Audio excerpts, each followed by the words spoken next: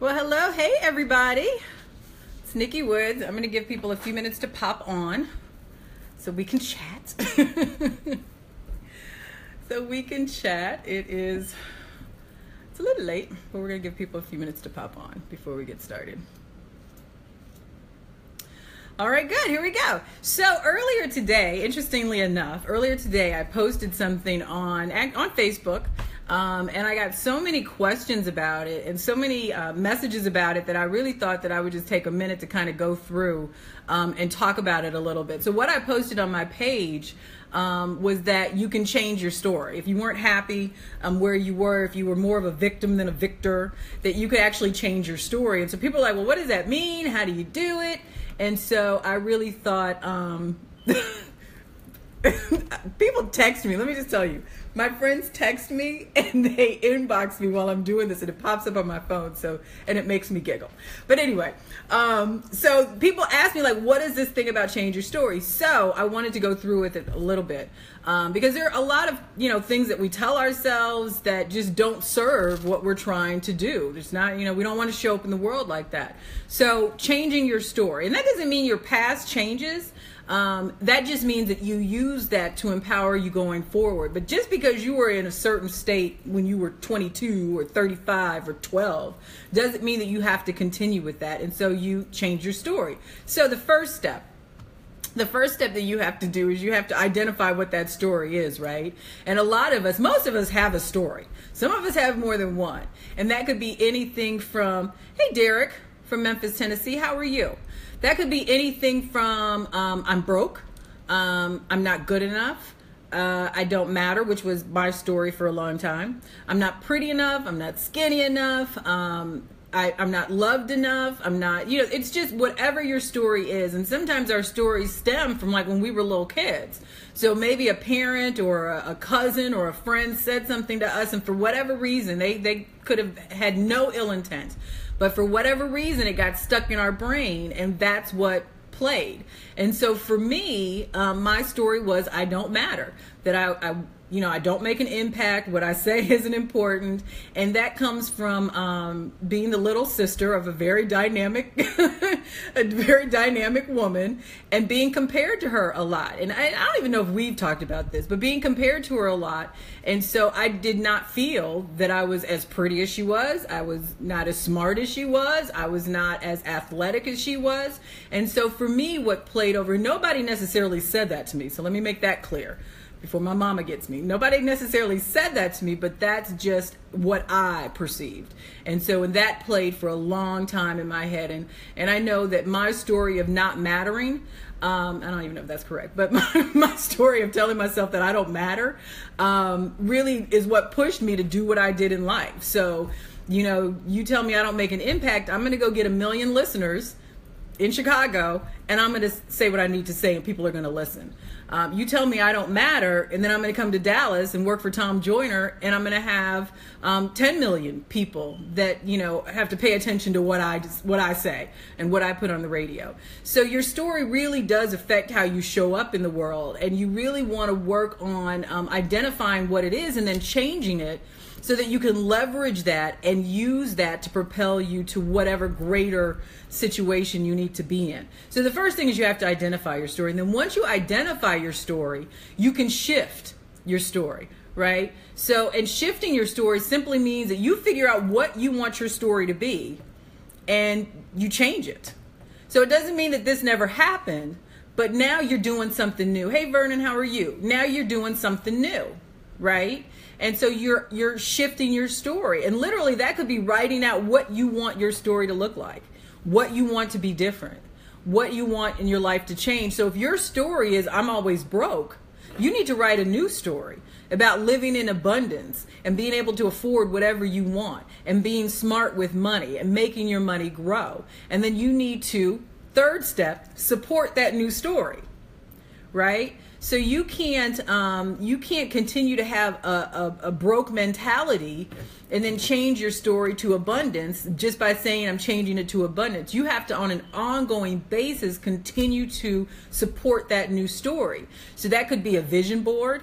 That could be affirmations. That could be taking a financial literacy class so that you're smarter about your money. That could be creating a budget. But you have to do something new that supports that story. Hey, I'm glad that you're back in from Cameron, and I'm glad you love my messages. Thank you. I appreciate you. And so you have to change that story, right? And this is where a lot of us miss the ball. Then you have to emotionally feel it, right? So if your new story is one of abundance, how do you act when you have abundance? How do you act when you don't have to worry about money? When you are not constantly thinking about the bill that you can't pay? How would you feel? You would be happy. You would be joyful. I'd be doing cartwheels. Trust me, it's something, right? So you have to sustain those emotions. You can't feel broke and expect to be abundant and into this new story to take. You can't. They don't mesh. Right? They don't mesh, and this is a lot more than we're going to go into today. But you can believe one thing on one hand and then subconsciously believe something on the other hand. And when those two get together, what you feel more strongly is going to win out. And usually that's our fear. Usually that's what we look at every day. So if you're looking at being broke every day, usually you're going to feel that stronger than the abundance. So you really have to work on supporting the new story and then feeling good about that new story. Right? And then after that, you have to take some kind of action. So if I want to change my story from not making an impact to making an impact, hey St. Louis, hey homie, a St. Louis homie, to making an impact, you have to take some action. So for me, that can't be sitting on the couch watching reality television show and eating bonbons all day.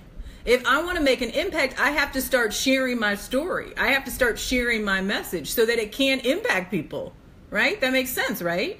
So if you want to, and Brandy, who is my Boston buddy, just joined, and she's a fitness expert. And now another Brandy joined. Hey, Brandy Combs. She's a fitness expert. So you can't expect to change, from not being healthy to healthy by sitting on the couch and not working out or not doing some kind of physical exercise, not, maybe making some tweaks to your diet, whatever that means. And also it means mentally changing, right? You can't have fat thoughts and be fit. So you have to mentally change. And so you have to take some kind of action that tells the universe that, yes, I'm ready for abundance. Yes, I'm ready to make an impact. Yes, I'm ready to be healthy. And the universe can't respond if you are not, taking some steps to meet it. Right? And then the next thing, and I think this is extremely important. This is the final thing. I think we did 6 steps. This is the final step, but I think it's probably the most important thing, because we don't do this enough, is we really need to be kind to ourselves during this process.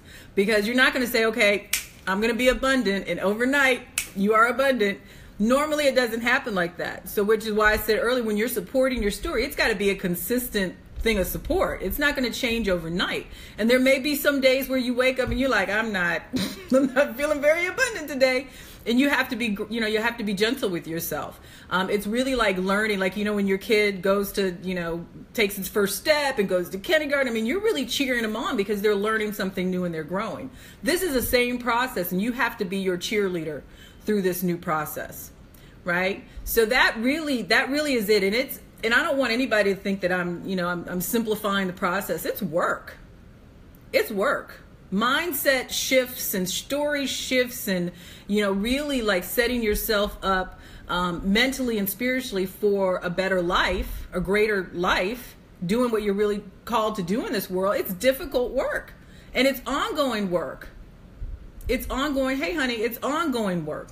So you really have to kind of set yourself up, and you have to consistently take action, consistently support your story, consistently feel good, and consistently be kind to yourself. So just in recap, before we close this out, you have to, 1, identify your story. 2, shift that story. 3, you got to support that story. You got to feel good about the story. take action that's going to get you closer to your new story, and then you have to be kind with yourself along the way. All right. And so I've been talking about success all week because I think it's really important, and more so the mindset behind success. And so I have a free gift for you at blessmenikki.com. blessmenikki.com. It's a free guide. It's a success blueprint, and I think it will really help you take some steps to get to that higher place that you're looking to go. So I really appreciate all you guys logging on. I am super excited about that, and I hope you guys have a great evening, and I will see you on the next time.